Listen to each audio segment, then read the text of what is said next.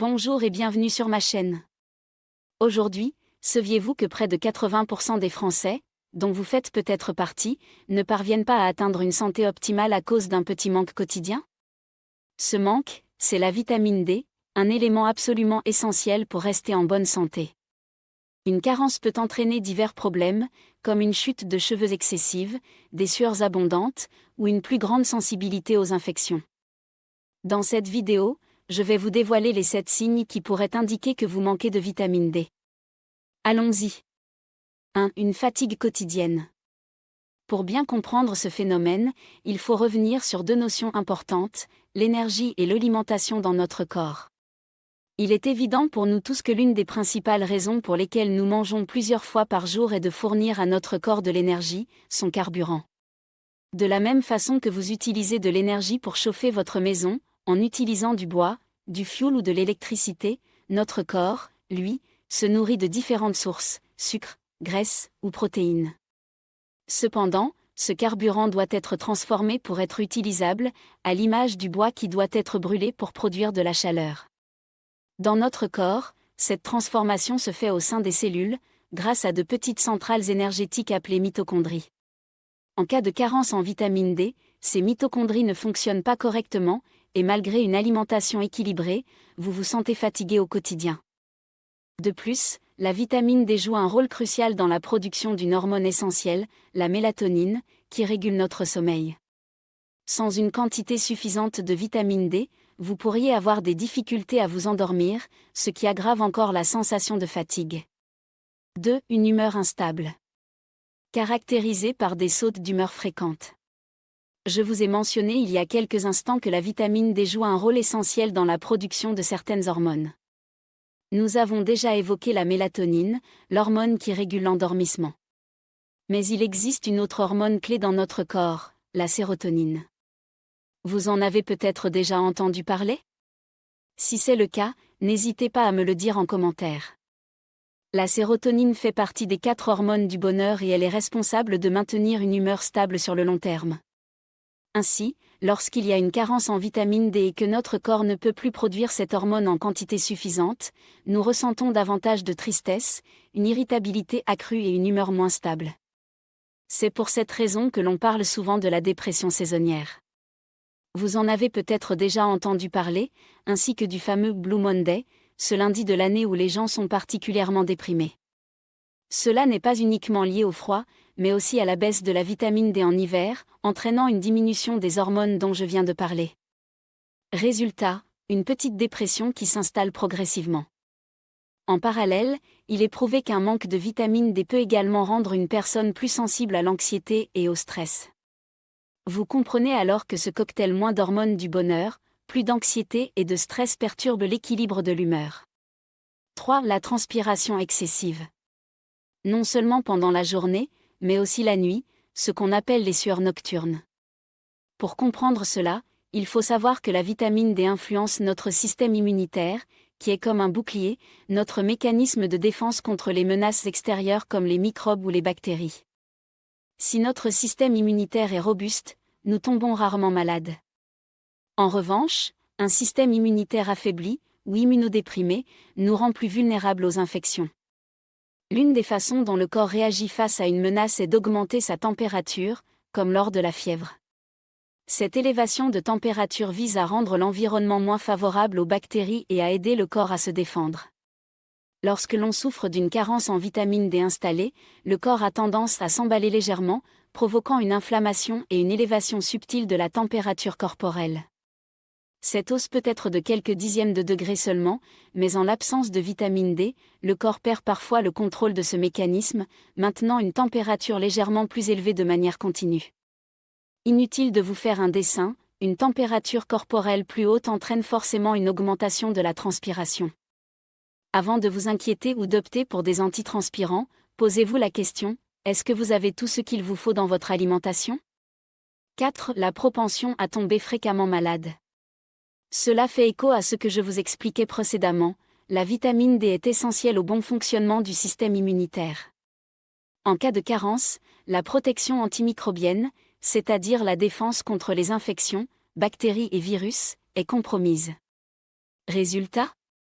Vous tombez malade plus facilement, notamment pour ces petites maladies courantes auxquelles nous sommes exposés toute l'année, sans qu'elles soient mortelles, bien sûr.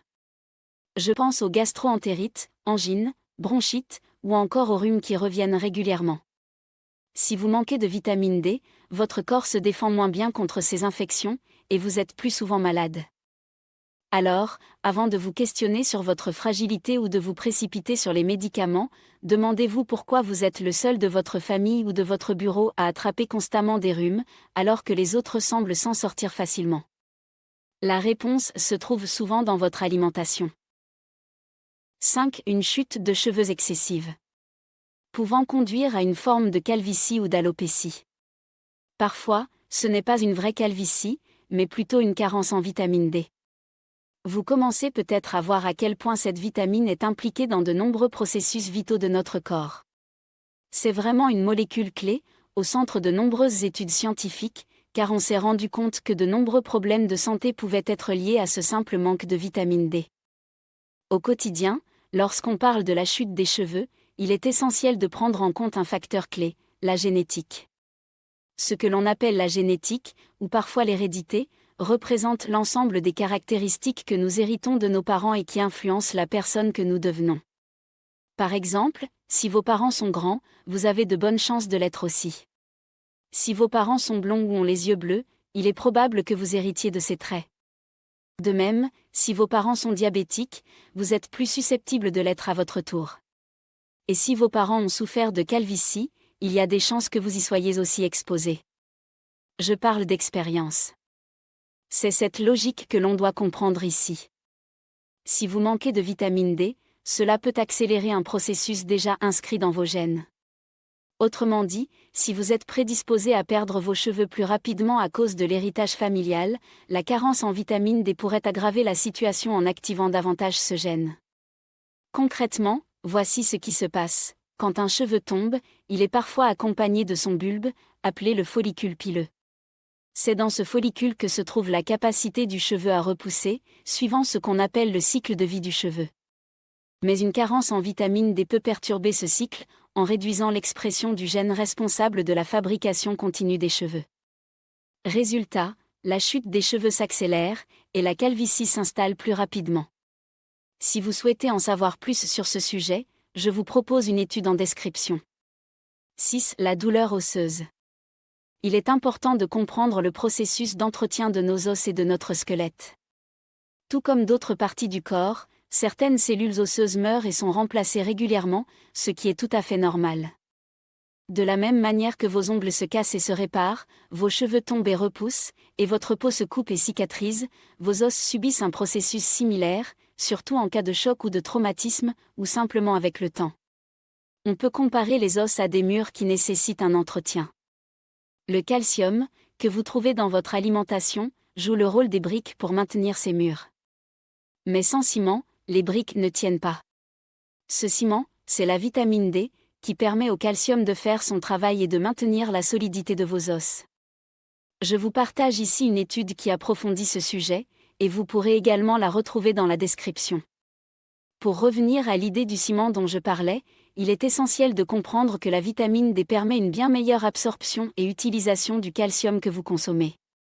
Autrement dit, vous pouvez manger autant de calcium que vous voulez, mais sans un apport suffisant en vitamine D, ce calcium ne sera pas correctement utilisé par votre corps pour renforcer vos os. Cela signifie que plus le temps passe, plus votre squelette devient vulnérable à la détérioration, et les conséquences peuvent être graves, douleurs, fragilisation des os, et cela peut également toucher vos articulations.